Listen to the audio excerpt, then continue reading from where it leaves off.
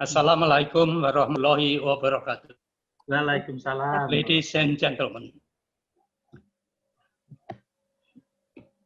I'm pleased and honored to be invited to this online meeting organized by Center for Bioethics and Medical Humanity of Gadjah Mada University.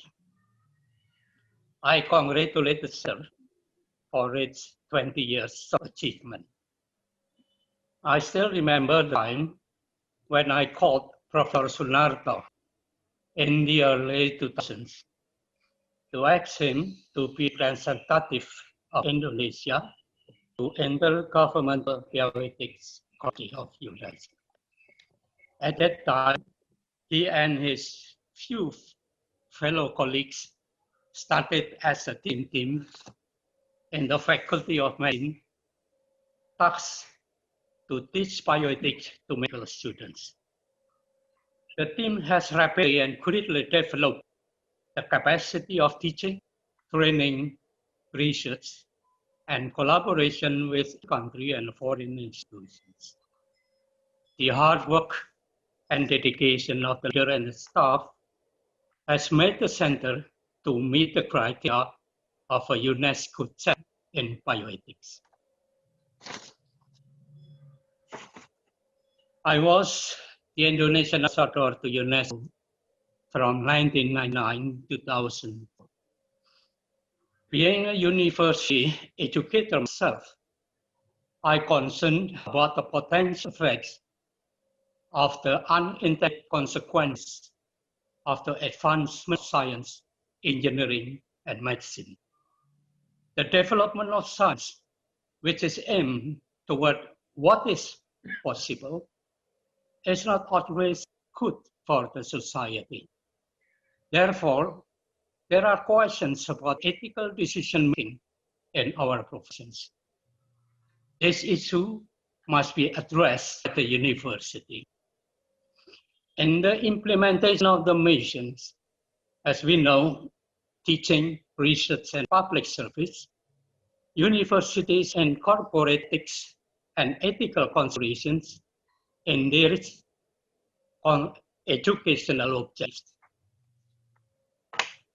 Every student should receive ethics instructions as part of their undergraduate education. Ethical professionals can only become a effective practitioner by understanding the consequences of their professional activities on the health and welfare of the public. Research activity should follow universally accepted ethical guidelines. Public service must concern about the ethical and social problems, such as the concern for justice, fairness, equity, and equality.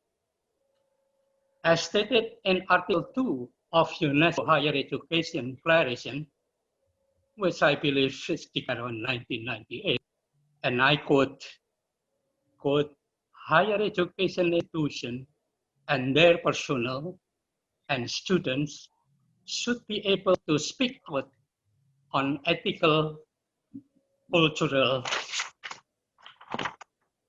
and social problems completely independently and in full awareness of their responsibilities. Exercising a kind of intellectual authority in society. This exercise the intellectual capacity and their moral prestige to defend and actively disseminate local and universally accepted values, including tolerance, justice, freedom, equality, and solidarity, as enshrined in UNESCO Constitution, unquote.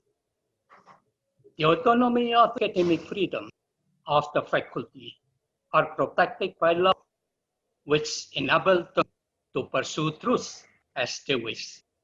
In short, the university has to be the moral force of the society and educated students to become ethical professionals. Ladies and gentlemen, when I learned that UNESCO has a program in bioethics, I thought that Indonesia should join the UNESCO activities. Let me briefly explain why, or the reasons why I said that Indonesia should join the UNESCO activity. The first, the UNESCO bioethics program has two areas, that is standard setting and capacity building.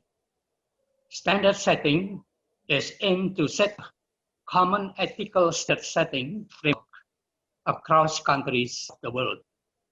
Member states can use the framework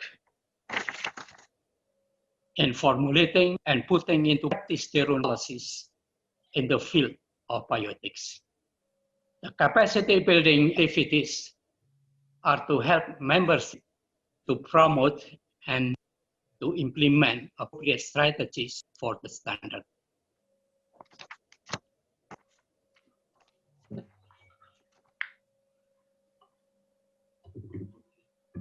UNESCO Bioethics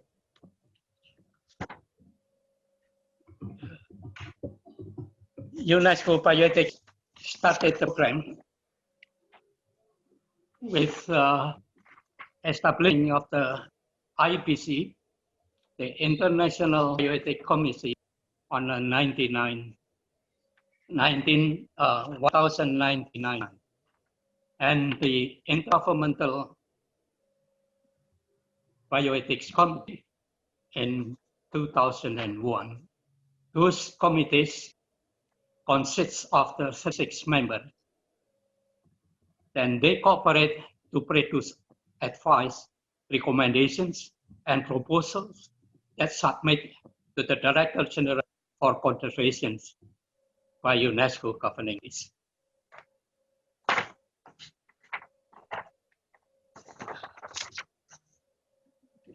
Ladies and gentlemen, soon after the establishment of IGB, I asked Professor Sunarto to represent Indonesia to this committee.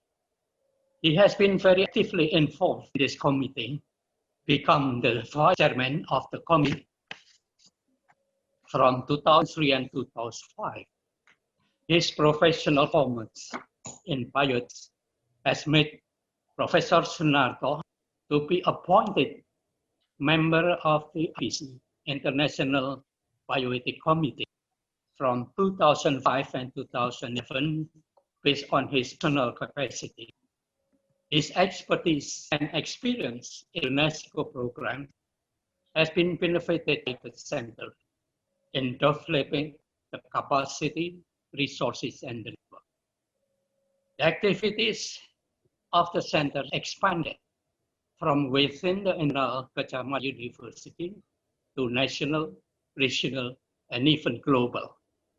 Training and research operations with the world-class university and research institutions have been successfully implemented.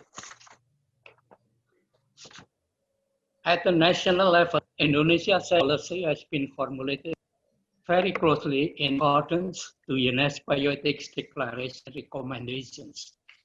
Students studying health science is required by law to get education in bioethics, as mentioned on the Medical Science Foundation Education Law, that is Act number 20, the year of 2003. The Indonesian National Bioethics Committee was established in 2005 as the commitment of the government of Indonesia to assure that the advancement of science and technology is directed and will contribute to justice, equity, and humanity. The National Committee is dedicated to promote the intellectual forum to debate bioethics principles, provide advice to the government on bioethics effect in research, development, and application of technology related to life science. All of the NBC grants are within the corridor of the Universal Declaration of Bioethics and Human Rights. The National Commissions also disseminate the public awareness of the importance of bioethics. Ladies and gentlemen, in closing, I would like to express my appreciation and thanks for the dedication of the leader and the staff of the centers. I am very pleased to see the decision I made as UKM to involve in UNESCO activities have been followed by continuous hard work and efforts, which has resulted in the successful development of CPME. May the success be always the center in many more years to come. Thank you. Wassalamualaikum warahmatullahi wabarakatuh.